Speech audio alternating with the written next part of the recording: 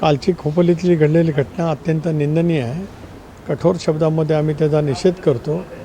तपास यंत्रणेने शीघ्र गतीने सर्व काय यंत्रणा असतील किंवा त्यांचे काही विघ्न असतील ते लाभाव्यात, आरोपींनाही पकडावा आणि त्याच्याबद्दलची कठोर कारवाई त्या ठिकाणी केली जावी. इतर बाबतीमध्ये जे बोललं जातं आहे ते तथ्यहीन आहे असं माझं स्वतःचं मत आहे. पण ज्यावेळेला एखाद्या बाबतीमध्ये तपास चालू असतो त्यावेळेला त्या संदर्भातलं मतप्रदर्शन करणं उचित नसतं. जी घटना घडली ते जे काय परस्परांच्या बद्दलचं त्यांचं असेल, त्यांचं केव्हापासूनचं काय वादविवाद होते, 2-3 दिवस अलीकडे काय काय चाललेलं होतं, त्या संदर्भातली सुद्धा माहिती पोलीस विभागाकडे नक्कीच त्या ठिकाणी असेल. मला विश्वास आहे की सुधाकर घारे जे माझ्या राष्ट्रवादी काँग्रेस पक्षाचे अध्यक्ष आहेत त्यांचा या प्रकरणाशी दुरान्वय संबंध नसेल. पण शेवटी तपास चालू असल्यामुळे तपासला इन्फ्लुअन्स होईल असं कुठलंही वाक्य मी त्या ठिकाणी बोलणार नाही. परंतु सुधाकर घारेंवरती आता गुन्हा दाखल झालेला आहे या सगळ्या प्रकरणामध्ये आणि स्वतः थोरवे म्हणतात आहेत की मी या सगळ्या प्रकरणात आंदोलनाला बसणार आहे जोपर्यंत न्याय मिळणार नाही. त्यांना जे काय असेल ते करू द्या ना. कारण शेवटी थोरवेंची पूर्व इतिहास काय आहे तर त्यांच्या अर्ज भरण्याच्या प्रक्रियेच्या याच्यामध्ये आपण पाहू शकतात. त्याच्यामुळे आणि सुधा घारेंचं पण बघू शकता नेमकं कोणाचा पूर्व इतिहास काय आहे. तो स्वाभाविकपणाने शेवटी एखादी गोष्ट राजकीय पद्धतीने केली जात असेल तर ठीक आहे. आज मी काय बोलू इच्छित नाही कारण शेवटी तपास त्या गोष्टीचा सुरू आहे. तपास यंत्रणेने पूर्णपणाचा सगळा तपास करावा. 4-8 दिवस अगोदर काय कोणाचे काय फोन ते असेल, अगोदरपासूनचं का असेल, काय कॉन्स्पिरसी काढण्यासाठी कोणी काय केलं असेल, घटना घडल्या नसेल कोणाच्या नंतर कोणाचे काय फोन कॉल झाले असतील, जरूर तपास यंत्रणेने या साऱ्या गोष्टीचा अत्यंत व्यापक पद्धतीने तपास सखोल करावा आणि लवकर जनतेच्या समोर सत्य आणावं. दबावपोटीचा पराभव हा जिवारी लागल्यातूनच ही हत्या करण्यात आल्याचा आरोप गोगावलेंनी काल केलेला आहे आणि या संदर्भात वरिष्ठ नेत्यांकडनं देखील पोलिसांवरती दबाव येतोय. या संदर्भात देखील वक्तव्य केलेलं आहे. एक असं आहे की भरत गोगावले मंत्री आहेत, त्यांचाही पूर्व इतिहास लोकांना माहिती आहे. कारण त्यांनीच मालवणच्या सभेमध्ये नेता व्हायला काय करावं लागतं ते त्यांनी सांगितलेलं आहे. मला या विषयावरती अधिक भाष्य एवढ्यासाठीच करायचं नाही कारण आता तपास सुरू आहे. जी घटना घडली ती अत्यंत निंदनीय आहे. त्या घटनेचा मी तीव्र शब्दामध्ये राष्ट्रवादीचा प्रदेशाध्यक्ष म्हणून धिक्कार करतो, निषेध व्यक्त करतो.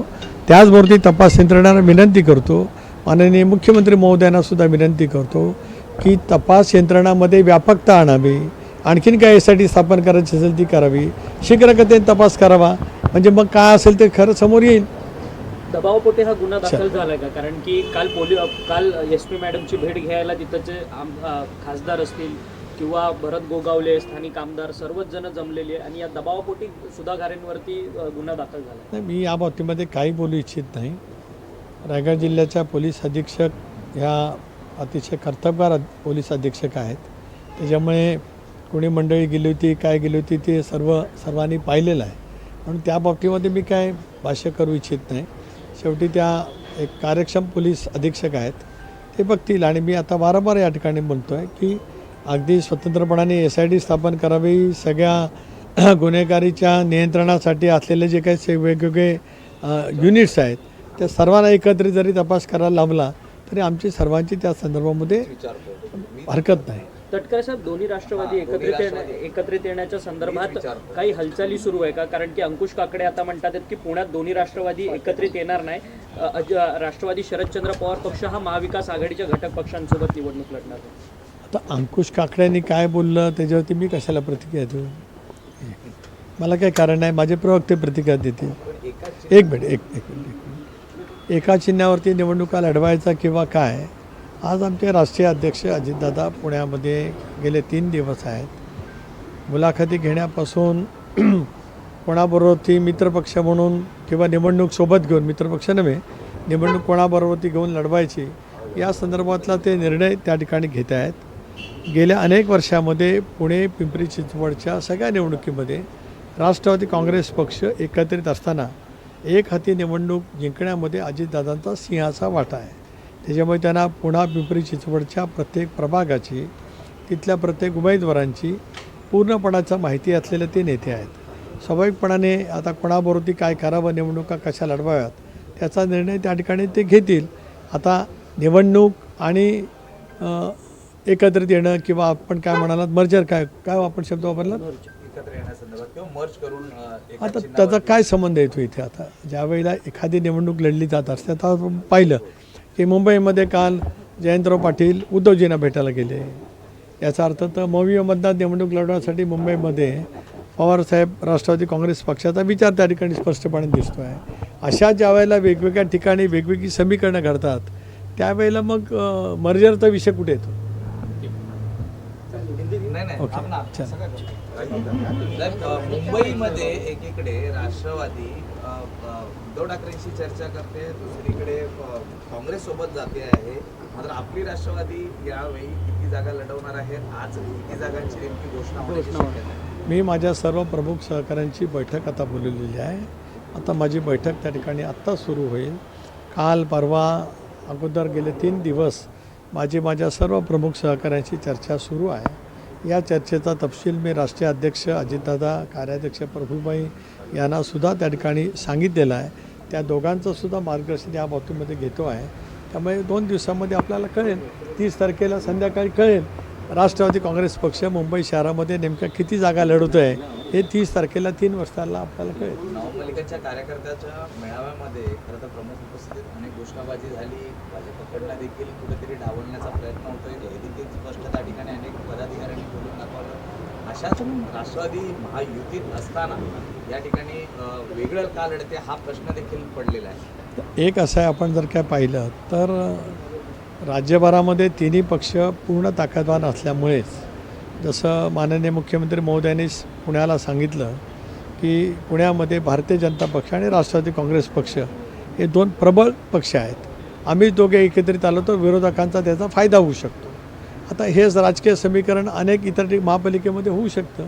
हा एक त्याच्यातला भाग आहे आणि त्याच्यामुळे काही स्ट्रॅटेजिक प्लॅनिंग करण्याचा प्रयत्न आम्ही महायुतीच्या माध्यमातून त्या ठिकाणी करतो आहोत. नवी मुंबईत आणि इतर ठिकाणी पनवेलमध्ये देखील 2 राष्ट्रवादी एकत्र येण्यासंदर्भात त्याच्या हालचाली सुरू आहेत. त्यात आता या सगळ्या गोष्टी कशा निवडणुका एकत्रितपणाने लढल्या जात्या स्थानिक पातळीवरती आपण पाहिलं की नगरपालिकेच्या निवडणुकीमध्ये तर वेगवेगळ्या ठिकाणी वेगवेगळी प्रचंड विरोधाभास असणारी सुद्धा राजकीय समीकरणं घडली.